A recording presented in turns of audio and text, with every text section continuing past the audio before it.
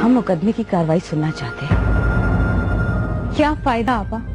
आप भी जानती हैं और मैं भी जानती हूँ कि वहाँ क्या होने वाला है। हम कुछ कर तो सकते नहीं, तो फिर फायदा क्या है ऐसे मुकदमे की कार्रवाई सुनने का?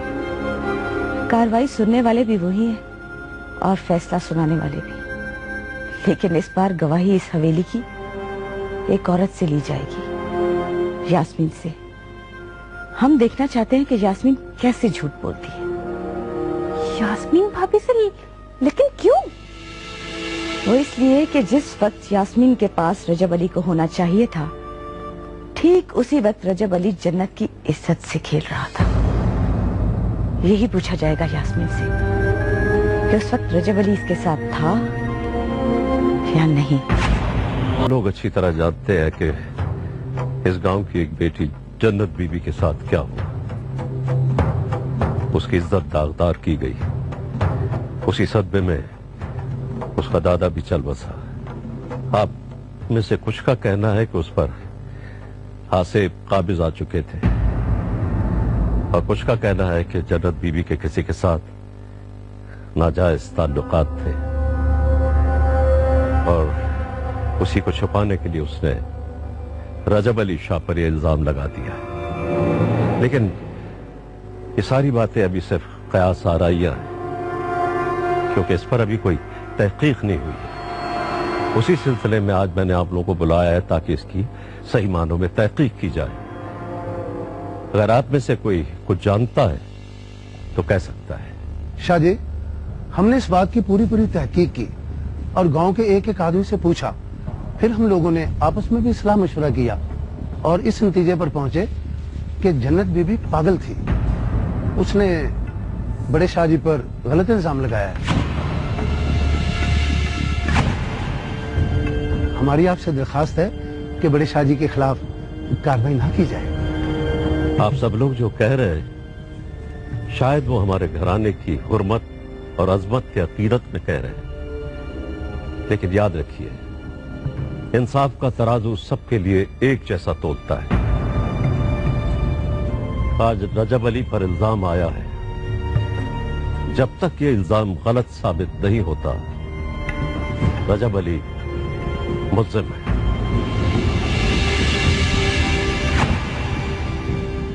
जन्नत बीवी ने इल्जाम लगाया है कि जिस वक्त उसकी इज्जत पर रजब अली ने हाथ डाला वो परसों रात का वक्त था।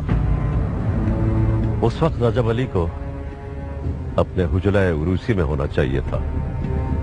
अगर ऐसा है तो हम समझेंगे जन्नत बीबी का इल्जाम गलत है, और अगर ऐसा नहीं है तो फिर रजब अली को इस मुकदमे में बाकायदा नामजद करके मुकदमे की कार्रवाई चलाई जाएगी। परसों रात रजब अली अपने कमरे में था या नहीं था, इस बात की गवाही सिर्फ हमारी बहू दे सकती है। हैदर, हवेली की बहू को गवाही के लिए पेश किया। नहीं पीर साहब, हम सब आपके सामने हाथ जोड़कर दरखास्त करते हैं कि इस हवेली की बहू को बेपर्दा न किया जाए। याद रहे कि मैंने अदालत आप में से किसी के कहने पर नहीं लगाई, बल्कि इस गांव की एक मोतबर शख्सियत ने इस मुकदमे में रजब अली को नामजद किया है।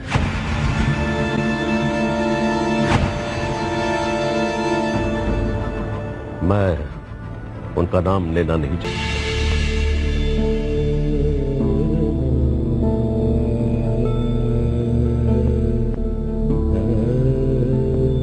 यास्मीन,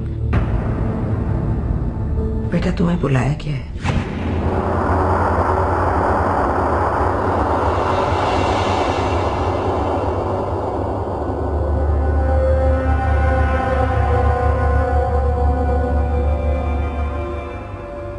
यास्मीन, मैं तुम्हारे आगे हाथ जोड़ती हूँ। तुम बगैर किसी झिझक के कह देना कि उस रात रजब अली तुम्हारे पास था। लेकिन अम्मा जान, किसी लेकिन का जवाब देने का वक्त नहीं है मेरे पास। बस इतना याद रखो बेटा कि तुम्हारा एक झूठ इस खानदान की अस्मत और शान बचा लेगा। नहीं अम्मा जान, मुझसे ये नहीं होगा। तो फिर ठीक है, तुम मेरी इज्जत अपने पैरों तले रौंद डालो। क्या कह रही है अम्मा जान? और दूसरा काम ये करो कि अपने हाथों से मेरा गला दबाकर मुझे मार डालो।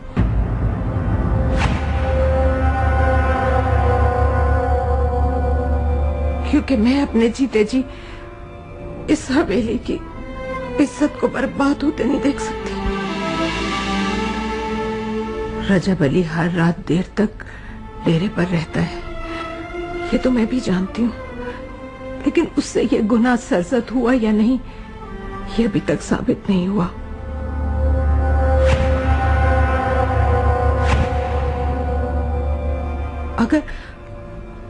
अगर तुमने ये झूठ ना बोला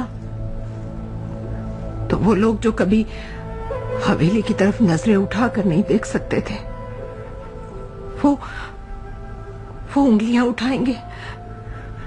सब खत्म हो जाएगा बेटा, सब खत्म हो जाएगा।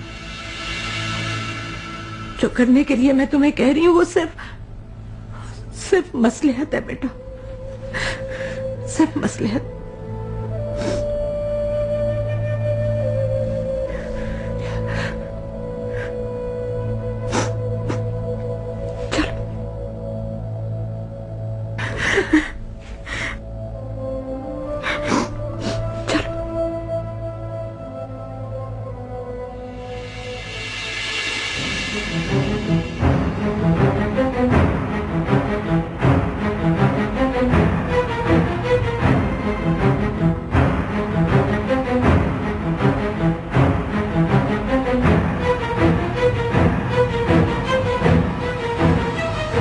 बाबूजान,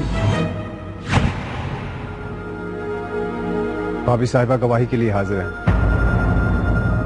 तुम कुरान मजीद लेकर पर्दे के पीछे जाओ और बहू का हाथ कुरान मजीद पर रखवा कर गवाही लो उससे।